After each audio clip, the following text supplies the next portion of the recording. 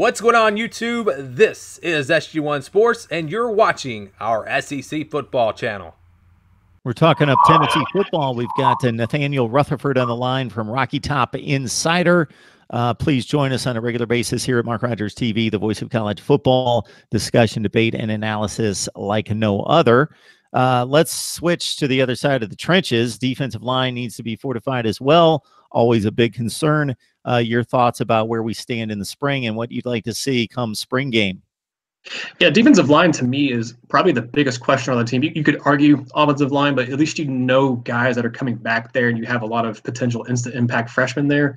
On the defensive line, you lost all three starters from last year, and you lost Paul Bain, who is a key depth guy, who is a senior last year, who was a former walk-on, who played a very big role last year. You're really only returning one guy from last season who played any significant snaps, and that's Emmett Gooden, who was a former junior college guy who played at Last Chance U before he joined Tennessee last year.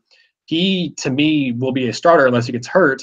But then you're asking a lot of questions from a lot of guys who were redshirt freshmen and sophomores, most likely, guys like John Mincy or Currit Garland or Kingston Harris. Tennessee does have the added benefit of, while they're not in the spring right now, they would be bringing in over the summer two junior college guys in Savion Williams and Darrell Middleton. I think Williams especially will be able to find a starting role.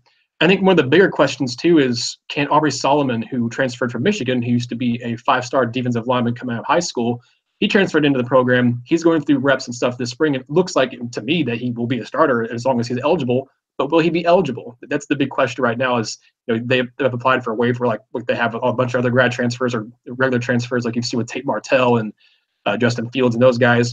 We've heard back about those guys, but we haven't heard back about Solomon and Gibbs yet. D'Angelo Gibbs, who transferred from Georgia to Tennessee's going to be playing receiver for the Vols. So if Solomon gets eligible, that's a huge boost to this defensive line. I think he'll start. And then you have Emmett Gooden as a starter and probably Savion Williams as the other. But then, to me, that big question is what about the depth there? Because you have a lot of inexperience, even the starting group there, but really a ton of inexperience as the depth for Tennessee. And that as the saying goes, the SEC is a line of scrimmage league.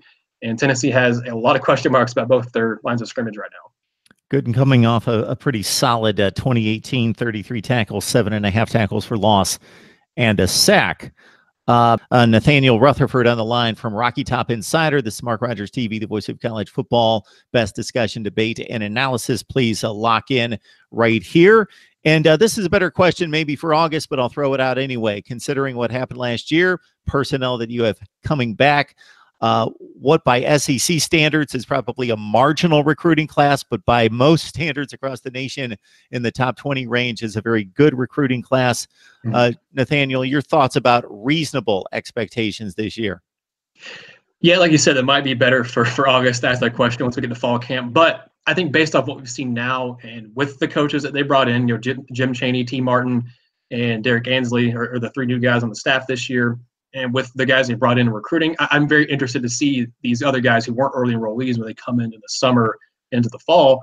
But I think a bowl game is reasonable. That's definitely, to me, I think if they don't make a bowl game this year, it'll be disappointing. Last year, it was kind of, you thought they could make a bowl game, but you weren't sure. And you look back on it, and there was a couple of swing games that if, the South Carolina one in particular, they win that one, they obviously are into a bowl game, but they didn't, so they weren't. I think this year a bowl game is perfectly reasonable. I think even 7 wins, looking at what the schedule is for the season for Tennessee, like I said, this isn't April. This is still months away from the season beginning. But I think looking at the schedule right now, I think 7 wins is doable as long as you take enough steps forward. But I think a bowl game, especially, that is perfectly reasonable. And if Tennessee doesn't get there, I think that's when you can say this season was a disappointment. But I think 6-7 wins is definitely kind of the range most people will put Tennessee in this year.